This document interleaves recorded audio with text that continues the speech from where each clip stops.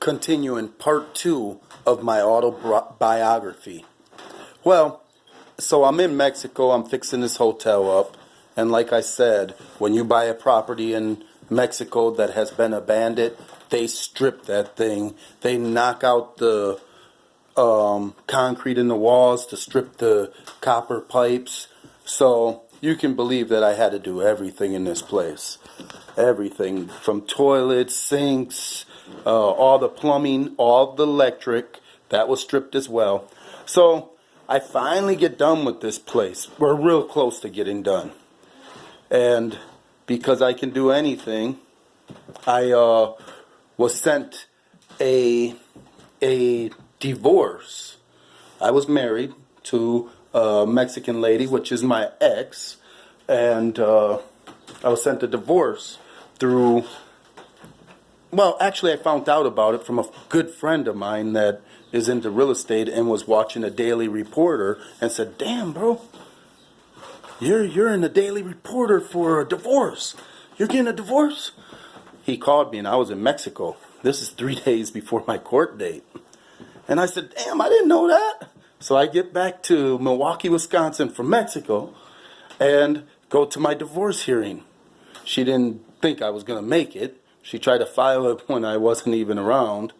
So that was a funny thing. And I said to myself, wow, okay, let's make this happen. Let's hurry up and get this divorce over with. And we're going to, before I went to Mexico, I talked about divorce, but in a totally different way. So anyways, the divorce was sent through the mail anyways, and I was getting things going for my kids, I was thinking. And I have 2 kids with my previous. So I'm getting everything going for them because I already make enough money here in Milwaukee, Wisconsin. And I'm thinking, oh, my kids can go to Mexico, go to school when they get older. And school is very inexpensive in Mexico. So anyways, I built the thing. The divorce comes. I'm ready to do my divorce. Come back to Milwaukee, go through divorce. And I think it's going to be over like that. Like that. It ends up taking, I think, 5-6 years, however long it took. It took so long. It was like, oh my God, how long does this divorce take? So anyways, I lost everything in the process. The judge told me I had a house of cards just waiting to fall. He told me that I was doing everything wrong, that I shouldn't have been doing this, shouldn't have been doing that. But, I look at it like, if someone goes out and divorces you, oh well, whatever. So I lost everything. I lost I think I lost 200, 100. I only had 140 or 150 units at that time. 150 units or something like that. I lost all of them. What I was left with after my divorce was a shop and a duplex that I owed $21,000 in back taxes because the divorce took so long, the taxes accumulated on everything. Nothing was paid. So I was like, oh man, I owe $6,000 on the shop and $21,000 or something like that. Something to that, effect. Something to that effect. $6,000 and 20-some thousand in taxes. So I decided I'm going to keep the shop, and instead of keeping that property that I had there, I let that go and I went and bought another property for $13,000 because I always would make money. I mean, I make money. I have too many talents not to make money. I also know how to weld. When I was in jail, I learned how to weld. I learned a lot of things, and the key thing I want to teach people from my life is learn as much as you can. You never know when you're going to need it. You never know when you're going to need it. Learn as much as you can and believe in yourself. Even when no one else believes in you, believe in yourself. Because if you believe you can do it, you can do it. Believe in yourself. I'm telling you. And that's what I always did. I believed in myself. And when someone doesn't believe in me, when your partner doesn't believe in you, this and that, and your friends and whatever, your family, they don't believe in you, believe in yourself. And so anyways, I get done with that divorce. Now, I get back here. I have no money. I'm paying more in child support than anything. The divorce is over. I owe $300,000, and in between city code violations, $100,000 that they told me I have to pay her, and I'm already $40,000 in child support rears because they were charging me so much initially for child support, and they took my income, which was my properties, away from me and put them in a management position, and were charging me $3,000 or $4,000 a month because I had that hotel in Mexico. So I gave the hotel up in the divorce and everything. It's my kids anyway, so I said, oh well, let her manage it. That's cool. So I continue on my path to saying I can do anything. I believe in myself, and I met a beautiful lady that actually was helping me at the very end run the hotel when I wasn't able to go down there right before I lost it. She was helping me run it. She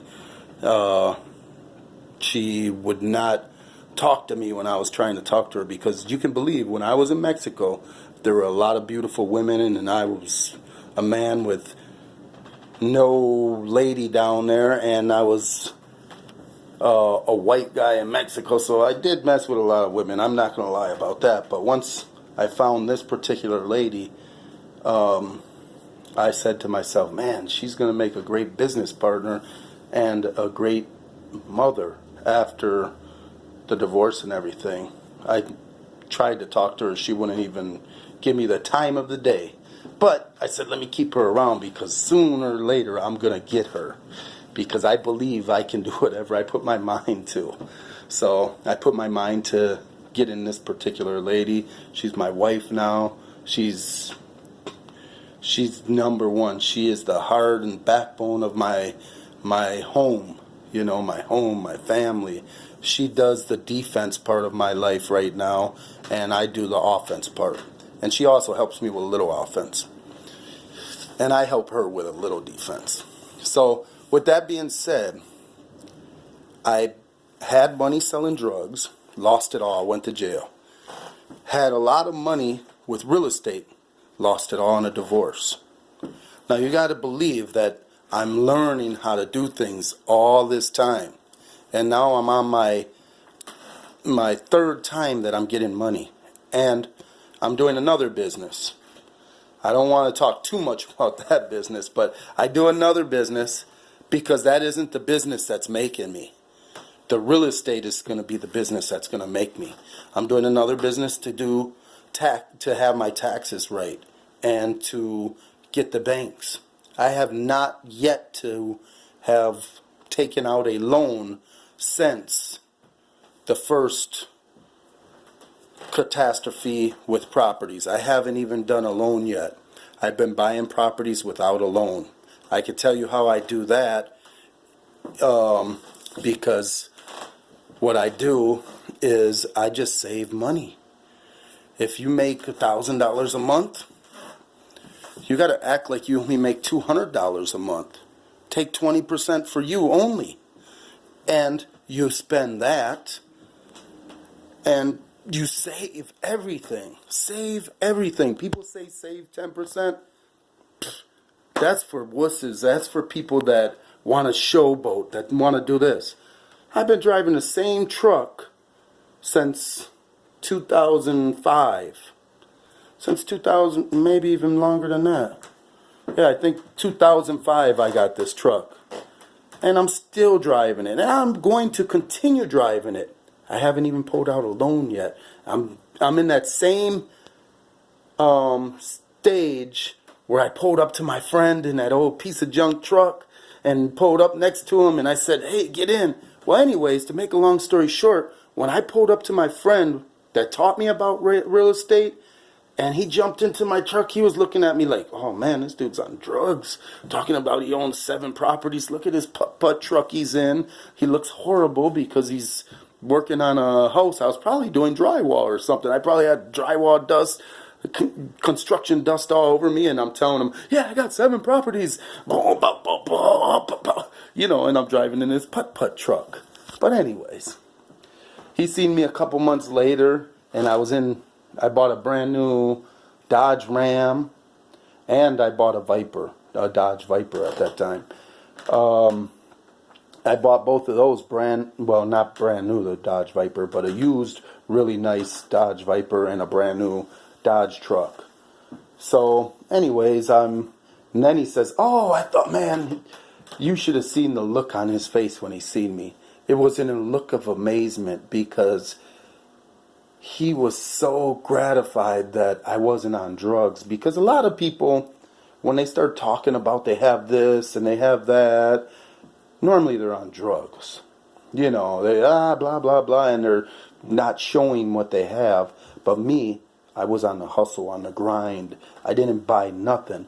And like I said, if I make $1,000 a month, I save $800. If I make another 1,000, I save 800. Another 1,000, I save 800. So just imagine that, and that times 3. So $2,400 if I save $2,400 a month, and I'm able to buy a house for, here in Milwaukee, you can buy a house for 15 grand. I bought a house for 15 grand, turned around, fixed it up, rented out again. Now I'm making $3,600 a month. And I'm saving $3,600. Then I'm saving $4,600 a month. In a year, you can buy a house.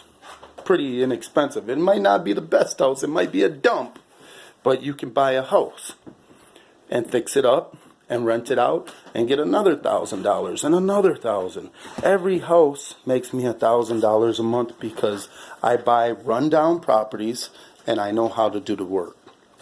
And that's basically how I'm doing it. So right now it's 2019. We're in 2019. Wow. 2019, January. And I will guarantee you by 2020, I'm going to have like 27 properties or 20 properties at least. And by 2021, I'm going to have probably 30 properties or something. Who knows?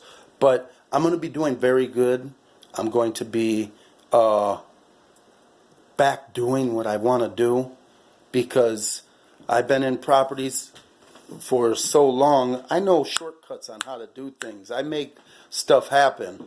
And that's what people don't realize. If I would have never lost, I lost $9 million in properties. If I would have not lost that $9 million in property, can you imagine what I would be today? And you know, after the divorce, I went through a time where I was like, oh man, I don't want to make no money. And, you know, where you think to yourself, I don't want to make no money. I'm not trying to pay her. But, you know, and now I'm back on track. I'm just back, boom, boom, boom, boom, boom. Because my kids are almost 18 right now. My kids are almost 18. And I told my kids, by the time they're 18, I'm going to be a millionaire. I'm on track to do that. And I'm going to tell you what.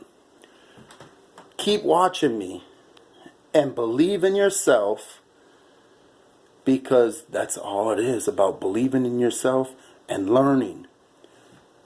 If you want to do something, you have to learn to do it. And if you want to learn to do it, learn from somebody that is doing it. I know I said I was building that hotel and everything in Mexico for my kids to go to school. But over the years of learning things, I found out that school is not always the right thing for everyone.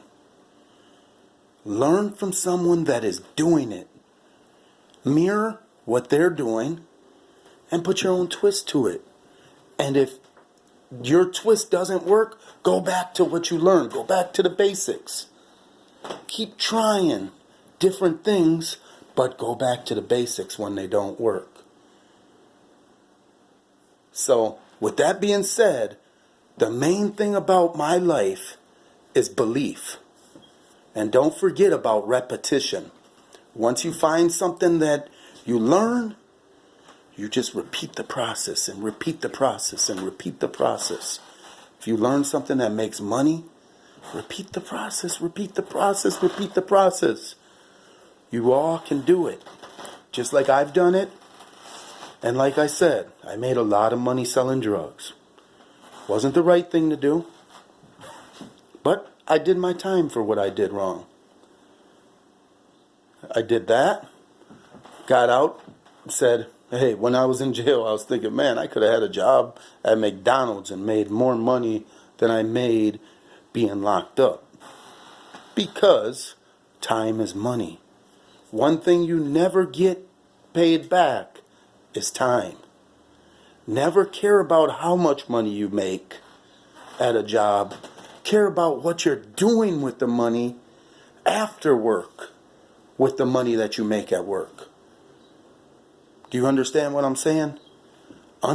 Understand this very good. And I tell everyone that is around me this. It isn't how much money you make. It's what you do with the money after work that you make from work. Doing what you don't want to do what you want to do. And that's how I live life. Believing in myself and doing what I have to do, which is what I grew to love now. Do what I have to do what I want to do. I want to travel.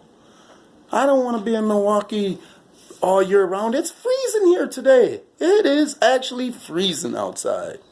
But I'm going to work. That ain't going to stop me because I'm doing what I have to do what I want to do.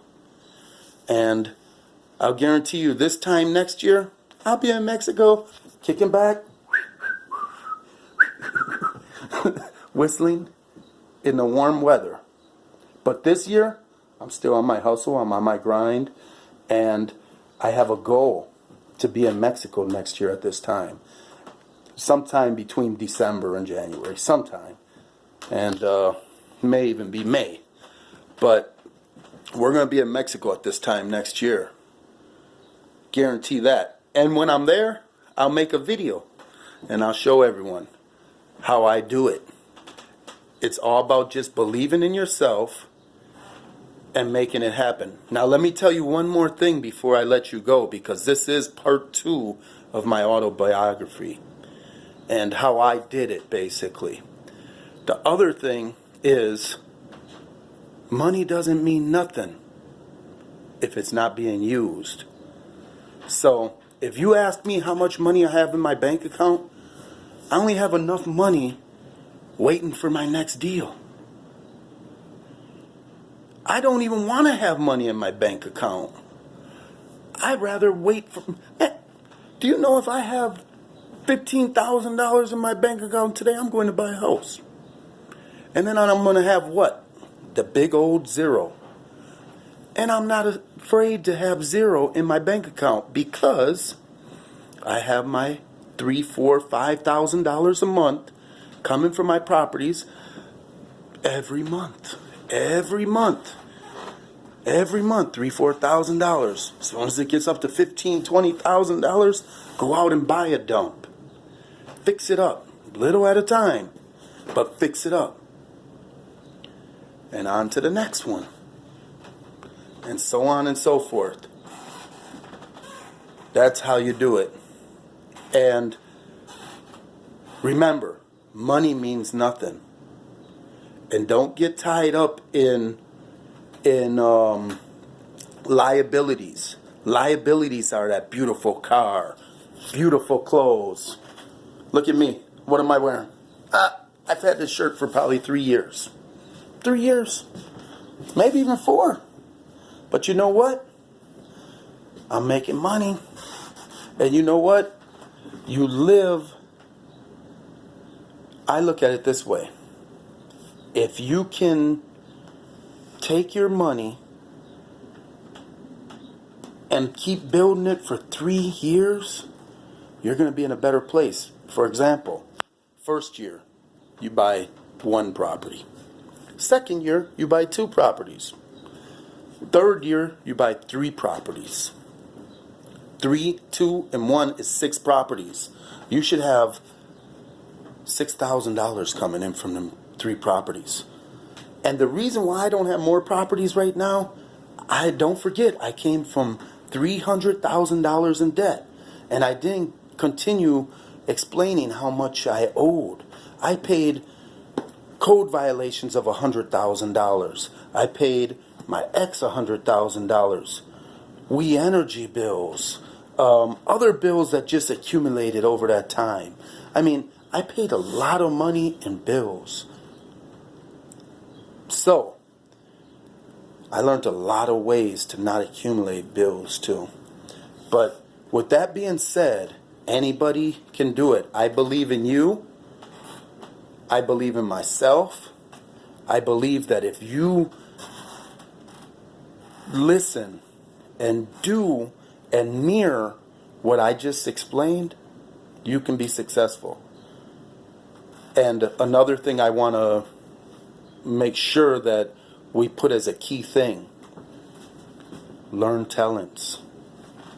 Because if let's put this in perspective. If you're a lady with a car and you go to a mechanic, the mechanic is going to rob you.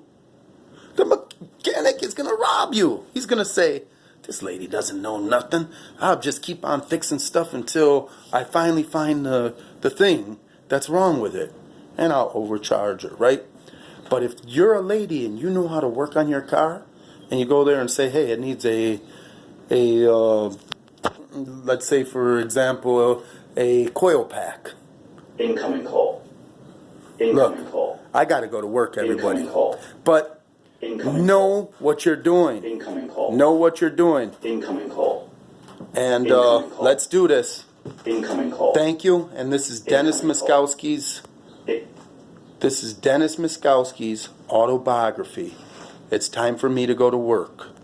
And I will explain more to you. Watch me, follow me, and, comment. Give me something to talk about. I can solve problems. I'm a problem solver. And, I believe in myself. I believe in you. And the more things you learn, the more talents you learn, the more problems you solve, and the more you believe in yourself, those are 3 key elements. 3 key elements to becoming successful. Okay, take care, everyone. And please follow me, like this video, and we'll talk to you soon. Believe in yourself. I believe in you, and I believe in myself. Thank you.